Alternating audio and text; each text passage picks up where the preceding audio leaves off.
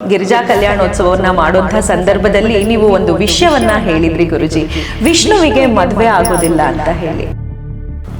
ಮಹಾನುಭಾವನಾಗಿರತಕ್ಕಂತಹ ಬ್ರಹ್ಮಾಂಡ ನಾಯಕನಾಗಿರುವ ಜಗದೊಡೆಯನಿಗೆ ಯಾರೂ ಕೂಡ ವಧುವನ್ನ ಕೊಡೋದಿಲ್ಲ. ನನಗೆ ಮದುವೆ ಬೇಕು ಅಂತ ಯಾವ ಹುಡುಗನ ಹೇಳೋದಿಲ್ಲ, ತಂದೆ ತಾಯಿನ ಕೇಳೋದಿಲ್ಲ.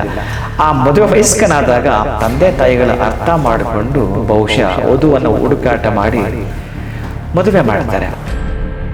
ಗೋಪಾಲ ವೇಷತ್ರಕ ಅಂದ್ರೆ ವೇಣುವನ್ನ ಕೈಯಲ್ಲಿ ಹಿಡಿದುಕೊಂಡು ಬರ್ತಾ ಆ ಋಷಿಪುಂಗವರನ್ನ ಕೇಳುತ್ತಾರೆ, ಸ್ವಾಮಿ ನನಗೆ ಮದುವೆ ಮಾಡ್ಕೋಬೇಕಂತ ಅಪೇಕ್ಷೆ ಆಗಿದೆ, ನನಗೋಸ್ಕರ ಒಂದು ಕನ್ಯೆಯನ್ನು ನೋಡಿ ಮದುವೆ ಮಾಡಬಲ್ಲಿರಾ ಅಂತ ಕೇಳುತ್ತಾನೆ. ನಿಮ್ಮ ಭಾಗ್ಯ ದೊಡ್ಡದು, ನಮ್ಮ ಭಾಗ್ಯ ದೊಡ್ಡದು, ಸಮ್ಮತಿಯಿಂದ ನೀವು ನಾವು ಸಾಟಿ ಮಾಡಿ ನೋಡ್ತಕ್ಕಂತಹ ಸುದಿನ, ಸುವೇಳೆ, ಸುಮುಹೂರ್ತ, ಸುಲಗ್ನ ಇದಲ್ಲವೇ? ನಾನಾ ಫಲ ಸಮಾಯುಕ್ತಂ ನೂತನೇ ವಸ್ತ್ರ ಸಂಯುತಂ ನಿಶ್ಚಿತಾಂಬಲ ದ್ರವ್ಯಾಚ ಶುಭ ದ್ರವ್ಯಾಣಿ ಕಾರಯೇತ್. ಇಬ್ಬರು ಬ್ರಾಹ್ಮಣರು ಅಡ್ಡ ಬರುತ್ತಾರೆ ಈ ಋಷಿಪುಂಗವರೆಗೆ. ಓಹೋ, ನಾವು ಹೋದ ಕೆಲಸ ಆಗತ್ತೆ, ಚೆನ್ನಾಗಾಗತ್ತೆ, ಹೊಟ್ಟೆ ಕೊಡುತ್ತಾನೆ. ಯಾಕೆಂತಂದ್ರೆ ಇಬ್ಬರು ಬ್ರಾಹ್ಮಣರು ಅಡ್ಡ ಬಂದರು. ಯಾವುದೇ ಕೆಲಸಕ್ಕಾಗಲಿ ನಾವು ಹೊರಡುವಾಗ ಇಬ್ಬರು ಬ್ರಾಹ್ಮಣಾದಿಗಳು ಅಡ್ಡ ಬಂದರೆ ಆ ಕೆಲಸ ಶುಭವಾಗುವುದು. ಅತಳ ವಿತಳ ಸುತಳ ತಳಾತಳ ರಸಾತಳ ಮಹಾತಳ ಪಾತಾಳ ಭೂಲೋಕ ಭುವರ್ಲೋಕ ಸುವರ್ಲೋಕ ತಪಲೋಕ ಮೇಧಲೋಕ ಜನಲೋಕ ಸತ್ಯಲೋಕ 14 ಲೋಕಗಳಿಗೆ ಒಡೆಯನಾಗಿರತಕ್ಕಂತಹ ಶಂಖ ಚಕ್ರ ಗದೆ ಪದ್ಮವನ ಮಾಲದ ಬೂಸಲ್ಪಟ್ಟವನಾಗಿರುವ ಅಲಂಕಾರ ಶೋಭಾಯಮಾನನಾಗಿರುವ ಮಹಾವಿಷ್ಣುನ ಏನೂ ಜಗತ್ತಿನ ಒಡೆಯನ, ಏನೂ ಶಂಖ ಚಕ್ರ ಇರುವವನ, ಅಷ್ಟ ಮಾತ್ರಕ್ಕೆ ನನ್ನ ಮಗಳನ್ನು ಕೊಡಬೇಕಾ? ಏನಂದುಕೊಂಡಿದ್ದೀರಿ ನೀವು? ನಮಸ್ಕಾರ. ನವಶಕ್ತಿ ಪೀಠಂನ ವೀಕ್ಷಕರೆಲ್ಲರಿಗೂ ಸಂಕಲ್ಪ ಸಿದ್ಧಿ ವಿಶೇಷ ಕಾರ್ಯಕ್ರಮಕ್ಕೆ ಆತ್ಮೀಯವಾದ ಸ್ವಾಗತ, ಸುಸ್ವಾಗತ. ನಾನು ನಿರೂಪಕಿ ಶ್ರುತಿ. ವೀಕ್ಷಕರೇ, ನೀವು ನಮ್ಮ ವಾಹಿನಿಯನ್ನು ಮೊದಲನೇ ಬಾರಿಗೆ ನೋಡ್ತಾ ಇದ್ರೆ ಆದಷ್ಟು ಬೇಗ ಸಬ್ಸ್ಕ್ರೈಬ್ ಮಾಡ್ಕೊಳ್ಳಿ. ಯಾಕೆಂದರೆ ದಿನನಿತ್ಯ ನಮ್ಮ ಜೀವನಕ್ಕೆ ಬೇಕಾಗಿರುವಂತಹ ಆಧ್ಯಾತ್ಮಿಕ, ಧಾರ್ಮಿಕ ವಿಶೇಷ ವಿಚಾರಗಳನ್ನು ಗುರೂಜಿಯವರು ನಮಗೆ ಎಳೆಯಾಗಿ ತಿಳಿಸ್ಕೊಡ್ಲಿದ್ದಾರೆ. ಎಂದಿನಂತೆ ಇವತ್ತಿನ ಕಾರ್ಯಕ್ರಮದಲ್ಲೂ ಕೂಡ ನಮ್ಮೊಂದಿಗಿದ್ದಾರೆ ಸ್ಪಿರಿಚುವಲ್ ಗುರು ಡಾಕ್ಟರ್ ವಿಷ್ಣುದತ್ತ ಗುರೂಜಿಯವರು. ಬನ್ನಿ ಅವರನ್ನ ಕಾರ್ಯಕ್ರಮಕ್ಕೆ ಬರ್ಮಾಡ್ಕೊಳ್ಳೋಣ. ಗುರುಜಿ ನಮಸ್ಕಾರ, ಕಾರ್ಯಕ್ರಮಕ್ಕೆ ಸ್ವಾಗತ. ಒಳ್ಳೆದಾಗ್ಲಮ್ಮ.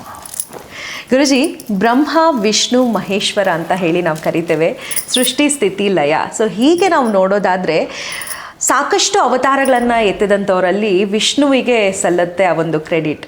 ಸೊ ಹಾಗಾಗಿ ನನಗೆ ಒಂದು ವಿಷಯ ನೆನಪಿಗೆ ಬರ್ತಾ ಇದೆ. ಕಳೆದ ವರ್ಷ ನಾವು ಗಿರಿಜಾ ಕಲ್ಯಾಣೋತ್ಸವವನ್ನು ಮಾಡುವಂಥ ಸಂದರ್ಭದಲ್ಲಿ ನೀವು ಒಂದು ವಿಷಯವನ್ನು ಹೇಳಿದ್ರಿ ಗುರುಜಿ, ವಿಷ್ಣುವಿಗೆ ಮದುವೆ ಆಗೋದಿಲ್ಲ ಅಂತ ಹೇಳಿ. ಸೊ ಇದ್ರ ಬಗ್ಗೆ ನನಗೆ ಒಂದು ಸ್ವಲ್ಪ ಕನ್ಫ್ಯೂಷನ್ ಇದೆ, ವಿಷಯಗಳನ್ನು ತಿಳಿಸ್ಕೊಡ್ತೀರಾ, ಕ್ಲಾರಿಟಿ ಕೊಡ್ಬೋದಾ ಅಂತ? ಯಾವುದು ಕಲ್ಯಾಣೋತ್ಸವ? ವಿಷ್ಣು ಕಲ್ಯಾಣೋತ್ಸವ? ಹೌದು, ವಿಷ್ಣು ಕಲ್ಯಾಣೋತ್ಸವ. ಓಂ ವಿಶ್ವಸ್ಮೈ ನಮಃ. ಪ್ರೀತಿಯ ಬಂಧುಗಳೇ, ಅದು ಶ್ರೀನಿವಾಸ ಕಲ್ಯಾಣೋತ್ಸವದಲ್ಲಿ ಬರುವಂಥ ಅವತಾರಗಳು ಮೊದಲು ಮಹಾವಿಷ್ಣುವಿಗೆ ಮದುವೆ ಆಗೋದಿಲ್ಲ. ಯಾಕೆ ಆಗೋದಿಲ್ಲ ಅಂತಂದರೆ ಅವನಿಗೆ ಹೆಣ್ಣು ಯಾರೂ ಕೊಡೋದಿಲ್ಲ. ಮಹಾನುಭಾವನಾಗಿರತಕ್ಕಂತಹ ಬ್ರಹ್ಮಾಂಡ ನಾಯಕನಾಗಿರುವ ಜಗದೊಡೆಯನಿಗೆ ಯಾರೂ ಕೂಡ ವಧುವನ್ನು ಕೊಡೋದಿಲ್ಲ. ಯಾಕೆ ಕೊಡೋದಿಲ್ಲ? ಇದೇ ನಿಶ್ಚಿತಾರ್ಥ ಅಥವಾ ವರ ಪರೀಕ್ಷೆಯಲ್ಲಿ ಬರುವಂಥದ್ದು.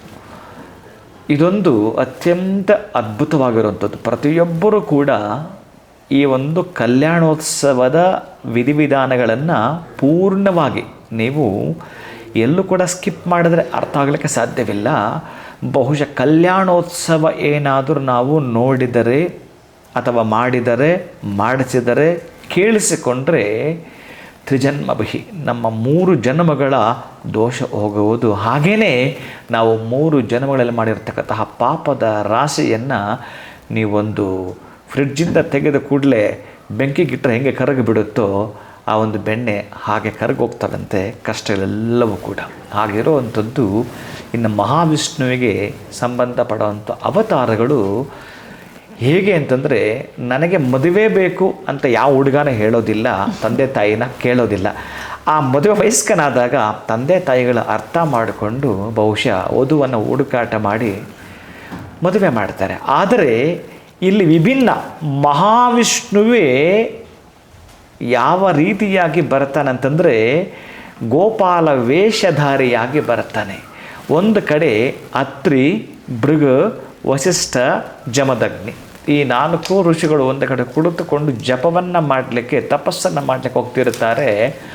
ಅವರ ಮುಂದೆ ದಿಢೀರ್ ಪ್ರತ್ಯಕ್ಷನಾಗಿ ಗೋಪಾಲ ವೇಷದ್ರಕ ಅಂದರೆ ವೇಣುವನ್ನು ಕೈಯಲ್ಲಿ ಹಿಡಿದುಕೊಂಡು ಬರ್ತಾ ಆ ಋಷಿಪುಂಗವರನ್ನ ಕೇಳ್ತಾನೆ, ಸ್ವಾಮಿ ನನಗೆ ಮದುವೆ ಮಾಡ್ಕೋಬೇಕಂತ ಅಪೇಕ್ಷೆ ಆಗಿದೆ, ನನಗೋಸ್ಕರ ಒಂದು ಕನ್ಯೆಯನ್ನು ನೋಡಿ ಮದುವೆ ಮಾಡಬಲ್ಲಿರಾ ಅಂತ ಕೇಳ್ತಾನೆ.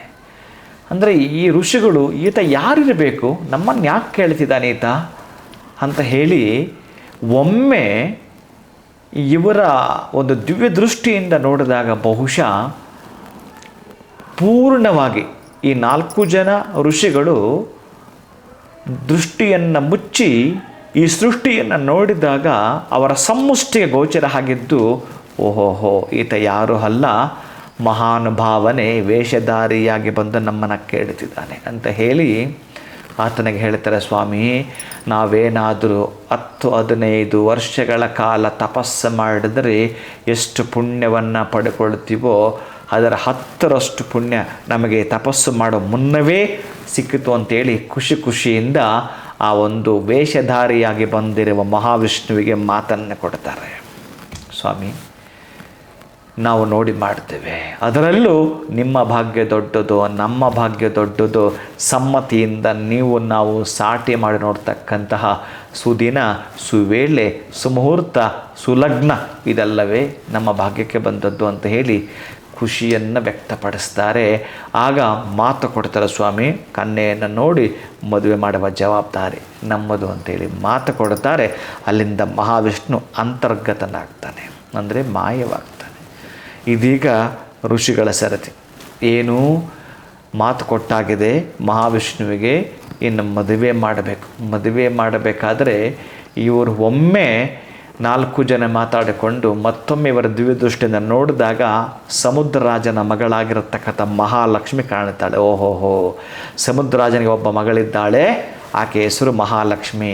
ಆ ಮಹಾಲಕ್ಷ್ಮಿಯನ್ನು ಹೋಗಿ ನಾವು ಕೇಳೋಣ, ಅಂದರೆ ಅವನ ತಂದೆಯಾಗಿರತಕ್ಕಂಥ ಸಮುದ್ರರಾಜನನ್ನು ಕೇಳೋಣ, ಮಹಾವಿಷ್ಣುವಿಗೆ ನಿನ್ನ ಮಗಳನ್ನು ಕೊಟ್ಟು ಮದುವೆ ಮಾಡು ಅಂತೇಳಿ ಕೇಳೋಣ ಅಂತ ಹೇಳಿ ಈ ಅತ್ರಿ, ಭೃಗು, ವಸಿಷ್ಠ, ಜಮದಗ್ನಿಯರ ಜೊತೆಗೆ ಅವರ ಶಿಷ್ಯಂದರು ಎಲ್ಲರೂ ಕೂಡ ಹೇಳಿ ಅವರಿಗೆ ಬೇಕಾಗಿರ್ತಕ್ಕಂತಹ ಮಂಗಳ ದ್ರವ್ಯಗಳ ವ್ಯವಸ್ಥೆ ಮಾಡಿಕೊಂಡು, ಅಂದರೆ ಅಲ್ಲಿ ಮಾತಾಡಿಕೊಂಡು ಮಾತು ಕೊಟ್ಟು ಅಲ್ಲೇ ನಿಶ್ಚಿತಾರ್ಥ ಮಾಡಿ ಬರಬೇಕು. ಆ ಪದ್ಧತಿಗೆ ಸರಿಯಾಗಿ ಇವರು ಹಾಗಪಾಲು ಭಕ್ಷ್ಯಗಳನ್ನು ಸಿದ್ಧತೆ ಮಾಡಿಕೊಳ್ಳುತ್ತಾ ಮಂಗಳ ದ್ರವ್ಯಗಳನ್ನು, ಪಟ್ಟು ಪೀತಾಂಬರ ವಸ್ತ್ರಾದಿಗಳನ್ನು ಸಿದ್ಧತೆ ಮಾಡಿಕೊಂಡು ಹೊರಡ್ತಾ ಇದ್ದಾರೆ. ಹೊರಡಬೇಕಾದ್ರೆ ದಾರಿಯಲ್ಲಿ ಅಷ್ಟೂ ಜನ ಹೋಗುತ್ತಿರಬೇಕಾದ್ರೆ ಏನಾದರೂ ಒಂದು, ಬಹುಶಃ ನಾವು ಅಷ್ಟೇ ಅಲ್ವಾ, ಒಬ್ಬ ಹುಡುಗನನ್ನು ನೋಡ್ಲಿಕ್ಕೆ ಹೊರಟಾಗಲೋ ಆ ಹುಡುಗಿಯನ್ನು ನೋಡ್ಲಿಕ್ಕೆ ಹೊರಟಾಗಲೋ ಏನಾದರೂ ಅಪಶಕನವಾದರೆ ವಾಪಸ್ ಬರ್ತೇವೆ. ಇವರೆಲ್ಲ ಕೂಡ ವ್ಯವಸ್ಥೆ ಮಾಡಿಕೊಂಡು ಹೊರಡ್ತಾ ಇದ್ದಾರೆ. ಏನೇನು ವ್ಯವಸ್ಥೆ ಮಾಡಿಕೊಂಡು, ನಾನಾ ಫಲಸಮಾಯುಕ್ತಂ ನೂತನೇ ವಸ್ತ್ರ ಸಂಯುತಂ ನಿಶ್ಚಿತಾಂಬಲ ದ್ರವ್ಯಾಚ ಶುಭ ದ್ರವ್ಯಾಣಿ ಕಾರಯೇತ್. ಈ ಪಟ್ಟು ಪೀತಾಂಬರ ವಸ್ತ್ರಾದಿಗಳನ್ನು, ಮಂಗಳ ದ್ರವ್ಯಗಳನ್ನು ಸಿದ್ಧತೆ ಮಾಡಿಕೊಂಡು ಹೊರಡ್ತಾ ಇದ್ದಾರೆ ಸಮುದ್ರರಾಜನ ಮನೆ ಕಡೆಗೆ ಹೋಗಬೇಕಾದ್ರೆ ಈ ಋಷಿಗಳು ಮಾತಾಡ್ಕೊಂಡು ಹೋಗ್ತಿರಬೇಕಾದ್ರೆ ಅಲ್ಲಿ ಒಂದು ಶಕುನ ಕಾಣಿಸ್ಕೊಡತಕ್ಕಂಥ, ವಿಪ್ರದ್ವಯ ಸುದರ್ಶನಂ ಸುವರ್ಣಪಾಲ ಪಕ್ಷೀನಾಂ ದಕ್ಷಿಣೋತ್ತರ ಗಚ್ಚತಿ. ವಿಪ್ರದ್ವಯ ಸುದರ್ಶನ ಅಂತಂದರೆ ಊರ್ಧ್ವಪುಂಡ್ರಗಳು. ಆ ಊರ್ಧ್ವಪುಂಡ್ರಗಳು ಧರಿಸಿರ್ತಕ್ಕಂತಹ 2 ಬ್ರಾಹ್ಮಣರು ಅಡ್ಡ ಬರುತ್ತಾರೆ ಈ ಋಷಿಪುಂಗವರೆಗೆ. ಓಹೋಹೋ, ನಾವು ಹೋದ ಕೆಲಸ ಆಗತ್ತೆ, ಚೆನ್ನಾಗಾಗತ್ತೆ, ಕೊಟ್ಟೇ ಕೊಡುತ್ತಾನೆ. ಯಾಕೆಂತಂದರೆ 2 ಬ್ರಾಹ್ಮಣರು ಅಡ್ಡ ಬಂದರು. ಯಾವುದೇ ಕೆಲಸಕ್ಕಾಗಲಿ ನಾವು ಹೊರಡುವಾಗ 2 ಬ್ರಾಹ್ಮಣಾದಿಗಳು ಅಡ್ಡ ಬಂದರೆ ಆ ಕೆಲಸ ಶುಭವಾಗುವುದು. ತಕ್ಷಣ ಇನ್ನೊಂದು 10 ಹೆಜ್ಜೆ ಮುಂದಕ್ಕೆ ಹೋದ ಕೂಡಲೇ ಮತ್ತೊಂದು ಶಕುನ ಇವರಿಗೆ ಕಾಣಿಸ್ಕೊಳ್ಳುತ್ತೆ.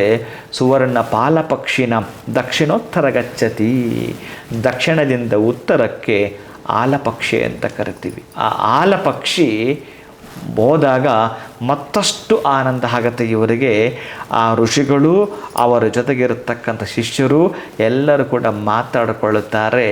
ಎಷ್ಟು ಮಹೋತ್ಸವ ಮುನಿಶ್ರೇಷ್ಠಂ ಶುಭವಾಕ್ಯಾಣ ಸಿದ್ಧತಿ ಅಂತ ಹೇಳಿ ಮಾತಾಡಿಕೊಂಡು ಹೊರಡುತ್ತಾರೆ.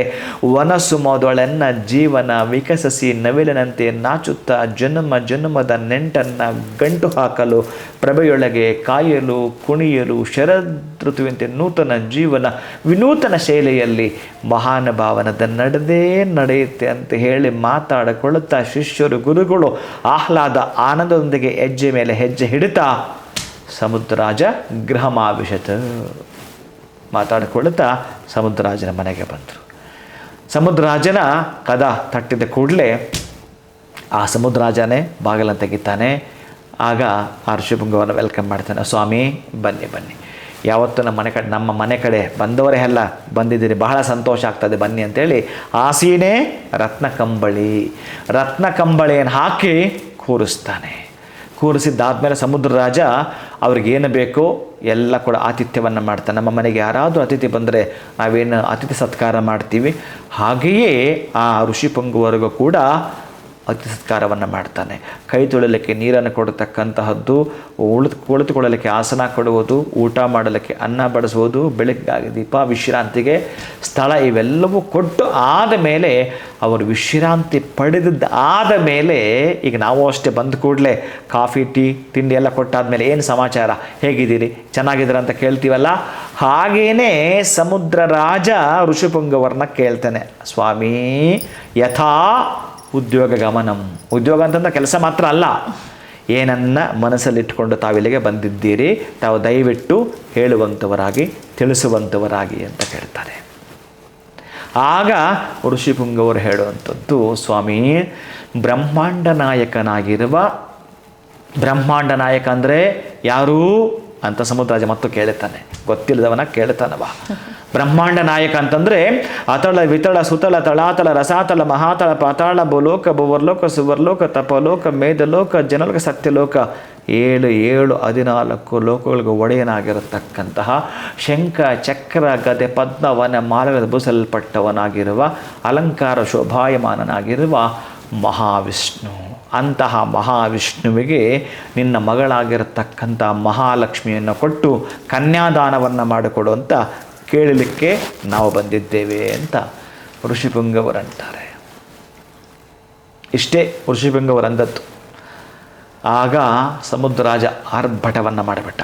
ಏನೂ ಮಹಾವಿಷ್ಣುನ, ಏನೂ ಜಗತ್ತಿನ ಒಡೆಯನ, ಏನೂ ಶಂಖ ಚಕ್ರ ಇರುವವನ, ಅಷ್ಟ ಮಾತ್ರಕ್ಕೆ ನನ್ನ ಮಗಳನ್ನು ಕೊಡಬೇಕಾ? ಏನಂದುಕೊಂಡಿದ್ದೀರಿ ನೀವು? ಏನಂದುಕೊಂಡಿದ್ದೀರಿ? ಯಾವುದೇ ಕಾರಣಕ್ಕೂ ನನ್ನ ಮಗಳನ್ನು ಕೊಡೋದಿಲ್ಲ. ಯಾಕೆ ಗೊತ್ತಾ? ಯಾಕೆ ಕೊಡಲ್ಲ ಅಂತ ಹೇಳ್ತಾ ಇದ್ದೇನೆ ಗೊತ್ತಾ? ನಾನು ಆತನ ಬಗ್ಗೆ ನೀವು ಏನೇನೋ ಹೊಗಳಿದ್ರಲ್ಲ, ಎಷ್ಟು ಕೆಟ್ಟ ಕೆಟ್ಟ ಗುಣಗಳಿಂದ ಕೂಡಿದವನು ಗೊತ್ತಾವ? ಹೇಳಬೇಕಾ? ನಾನು ಒಂದೊಂದಾಗಿ ಹೇಳಬೇಕಾ ಅಂತ ಹೇಳಿ ಸಮುದ್ರರಾಜನ ಹೇಳುತ್ತಾನೆ. ಮತ್ಸ್ಯಾವತಾರೆ ದುರ್ಗಂಧಂ. ಮತ್ಸ್ಯಾವತಾರ, ಮತ್ಸ್ಯ ಅಂದರೆ ಏನು? ಮೀನು. ಆ ಮೀನು ಎಲ್ಲಿರುತ್ತೆ? ನೀರಿನಲ್ಲಿರುತ್ತೆ. ದುರ್ಗಂಧ, ಆ ನೀರಲ್ಲಿ ಇದ್ದು ದುರ್ಗಂಧ ಬಂದ್ಬಿಟ್ಟಿದೆ. ಅಂತಹ ದುರ್ಗಂಧ ಇರುವವನ ಜೊತೆ ನನ್ನ ಮಗಳಾಗಿರತಕ್ಕಂತಹ ಮಹಾಲಕ್ಷ್ಮಿ ಇರೋದಾ? ಸಾಧ್ಯವೇ ಇಲ್ಲ. ಅಷ್ಟೇ ಯಾಕೆ? ಕೂರ್ಮಾವತಾರ, ಅದರಲ್ಲಿ ಅಂಗಗಳೇ ಇಲ್ಲ. ಅಂಗಹೀನನಾದವನಿಗೆ ನನ್ನ ಮಗಳನ್ನು ಕೊಡುವಂತೀರಾ? ಯಾವ ರೀತಿ ಕೇಳ್ತೀರ ನೀವು? ಅಷ್ಟೇ ಅಲ್ಲ, ಮತ್ಸ್ಯ ಅಲ್ಲ, ಕೂರ್ಮ ಅಲ್ಲ, ಎಷ್ಟು ಅವತಾರಗಳಿದೆ ಅಂತಂದರೆ ವರಾಹ. ಇನ್ನೇನು ಹೇಳಲಿ ನಾನು? ಆ ವರಾಹ ಎಲ್ಲೆಲ್ಲಿ ಹೋಗುತ್ತೆ, ಏನು ಮಾಡೋದು ನಿಮ್ಗೆ ಗೊತ್ತೇ ಇದೆ. ಅಂತಹ ವರಾಹ ರೂಪದವನಿಗೆ ನನ್ನ ಮಗಳನ್ನು ಕೊಡೋದಾ? ಸಾಧ್ಯವೇ ಇಲ್ಲ. ಗುರುಜಿ, ಆದರೆ ಈ ಅವತಾರಗಳಿಗಿಂತ ಮುಖ್ಯವಾಗಿ ಹೆಣ್ಣನ್ನು ಕೇಳೋಕೆ ಬಂದಿರೋವಾಗ ಪರಮಾತ್ಮ ಬಹಳ ಸೌಂದರ್ಯವಂತನಾಗಿ ಇರೋವಂಥದ್ದು, ಅದನ್ನು ಗಮನಿಸ್ಲಿಲ್ವಾ ಅಂತ ಅವರು? ಯಾರು? ಸಮುದ್ರರಾಜ. ಅದನ್ನೇ ಸಮುದ್ರರಾಜ ಯಾಕೆ ಹೀಗೆ ಮಾಡ್ತಿದ್ದಾನೆ ಅನ್ನೋದು ಕೊನೆಯಲ್ಲಿ ಗೊತ್ತಾಗತ್ತೆ. ಏನಕ್ಕಾಗಿ ಹೀಗೆ ಮಾತಾಡ್ದ ಅನ್ನೋದೆಲ್ಲವೂ ಕೂಡ ಒಂದೊಂದಾಗಿ ಅವರು ವರ್ಣನೆ ಮಾಡ್ತಾ ಹೋಗ್ತಾನೆ. ಈ ವರ್ಣನೆ ಮಾಡುವಾಗ ನಮ್ಮ ಶಿಷ್ಯರು ಅಂದರೆ ವಾದ ಪ್ರತಿವಾದ ಎರಡೂ ನಾನೇ ಮಾಡ್ತಿರ್ತೇನೆ, ಅದನ್ನೀಗ ನೀವು ಕೇಳ್ತಾ ಇದ್ದೀರಿ. ಹಾಗೆ ಸಮುದ್ರರಾಜ ಮಾತಾಡಿದ್ದನ್ನು ನಾನೇ ಮಾತಾಡುತ್ತೇನೆ, ಋಷಿಗಳು ಮಾತಾಡೋದನ್ನು ನಾನೇ ಮಾತಾಡುತ್ತೇನೆ. ಅದು ಒಂದು ಕಲ್ಯಾಣೋತ್ಸವ ನಡೆಯುವಾಗ ಬಹುಶಃ ಇದ್ದಾಗ ಈ ತಿರುಪತಿಯಿಂದ ಬರ್ತಾರೆ ಒಂದು ಟೀಮ್. ಆ ತಿರುಪತಿಯವರು ಬಂದ ಕಲ್ಯಾಣೋತ್ಸವ ಮಾಡುವಾಗ ಬಹುಶಃ ನಾನು ಇದ್ದು ಕರ್ನಾಟಕದಲ್ಲೆಲ್ಲಾದರೂ ಮಾಡುತ್ತಿದ್ದರೆ ಅಲ್ಲಿ ನಾನು ಹೋದಾಗ ಪೂರ್ಣವಾಗಿ ವರಪರೀಕ್ಷೆ ನನಗೆ ಬಿಟ್ಟುಕೊಡ್ತಾರೆ. ಕರ್ನಾಟಕದ ಹುಲಿ ಬಂತು ಕೊಟ್ಬಿಡಪ್ಪ ಈತ ಇದ್ದು ಮಾತಾಡುವಾಗ ನಮ್ಮ ಮಾತುಗಳು ಯಾರು ಕೇಳಿಸ್ಕೊಳ್ಳಲ್ಲ. ಅಂದರೆ ಅದು ಏನಾಗುತ್ತೆ ಅಂತಂದರೆ ಆ ವರ್ಣನೆ ಮಾಡುವಾಗ ಅದರ ಒಳಗಡೆ ಪೂರ್ಣವಾಗಿ ಇನ್ವಾಲ್ವ್ ಆಗಿಬಿಡುತ್ತೆ ನಾನು. ಹೌದು. ಆ ವರ್ಣನೆ ಈತ ಏನು ಕೇಳುತ್ತಾನೋ ಸುಮ್ಮನೆ ಇವರು ಸರದಿ ಅಲ್ವಲ್ಲ ಕೇಳಿಸ್ಕೊಂಡು ಕೂತಿರ್ತಾರೆ. ಇವನೇ ಆರ್ಭಟ ಮಾಡ್ತಿದ್ದ ಸಮುದ್ರ ರಾಜ. ಹೌದು. ಏನಂತ ಆರ್ಭಟ ಒಂದೊಂದಕ್ಕೂ ಹೀಯಾಳಿಸಿದ್ದಾನೆ. ಒಂದೊಂದು ಅವತಾರವನ್ನು ಈಗ ಹಲ್ಲಗಳಿತಿದ್ದಾನೆ. ಅದನ್ನು ಹಲ್ಲಗಳಿರ್ತಕ್ಕಂಥದ್ದು ಈಗ ನೋಡಿ ವರಾಹ ಅದೆಲ್ಲೋಗುತ್ತೆ ಏನೇನು ಮಾಡುತ್ತೆ ಅಂತ ನನ್ನ ಮಗಳನ್ನು ಕೊಡಬೇಕಾ? ಸುಮ್ಮನೆ ಕೇಳಿಸ್ಕೊಂಡು ಕೂತಿದ್ದಾರೆ. ಮಧ್ಯದಲ್ಲಿ ಮಾತಾಡಲ್ಲ ಅವರು. ನಾವಾದ್ರೆ ಮಧ್ಯದಲ್ಲಿ ಮಾತಾಡ್ಬಿಡ್ತೀವಿ, ನಾನು ಹಾಗಲ್ಲ ಹೀಗಲ್ಲ ಅಂತ, ನಮ್ಮ ಮಹಾವಿಷ್ಣು ಆಗಲ್ಲ ಅಂತ. ಆದರೆ ಅವರ ಸಮಯ ಬಂದಾಗಲೇ ಮಾತಾಡಬೇಕು. ಅದು ಕಾನ್ಸ್ಟಿಟ್ಯೂಷನ್, ಅದು ನೀತಿ, ಅದು ನಾನು ಹೇಳ್ತಕ್ಕಂತಹದ್ದು. ಕೇಳಿಸ್ಕೊಂಡು ಅದಕ್ಕೆ 2 ಕಿವಿ ಕೊಟ್ಟಿದ್ದಾನೆ. ಮೊದಲು ಕೇಳಿಸ್ಕೊ, ನೀನು ಮೊದಲು ಒಳ್ಳೆ ಲಿಸನರ್ ಆಗು, ಆನಂತರ ನೀನು ಮಾತಾಡೋದು ಏನು ಹೇಳ್ತಾನೆ ಅಂತಂದ್ರೆ 2 ಕಿವಿ ಇಂಡಿಕೇಶನ್ ನಮಗೆ ಅದೇನೆ ಸೂಚನೆ. ಅದು ನೋಡಿ ಸಭ್ಯರು ಕುಳಿತುಕೊಂಡು ಕೇಳ್ತಾ ಇದ್ದಾರೆ, ನೋಡೋಣ ಏನೇನು ಮಾತಾಡ್ತಾನಂತ. ಈಗ ಹೇಳ್ತಿರೋದವ ವರಾಹ ಹಂದಿ ಎಲ್ಲ ಹೋಗುತ್ತೆ ಏನು ಮಾಡುತ್ತೆ ಅಂತ ಹಂದಿ ರೂಪ ನನ್ನ ಮಗಳನ್ನು ಕೊಡಬೇಕಾ? ಅಷ್ಟೇ ಅಲ್ಲ, ನರಸಿಂಹ ಅತ್ತ ಮನುಷ್ಯನೂ ಅಲ್ಲ ಇತ್ತ ಪ್ರಾಣಿನೂ ಅಲ್ಲ ಅಂತ ಉಗ್ರ ರೂಪ ನೋಡಲಿಕ್ಕೆ ನನಗೇ ಭಯ ಆಗುತ್ತೆ. ಅಂತಹ ಭಯಂಕರ ರೂಪದವನಿಗೆ ನನ್ನ ಮಗಳನ್ನು ಕೊಡೋದ ಸಮಂಜಸವಿಲ್ಲ.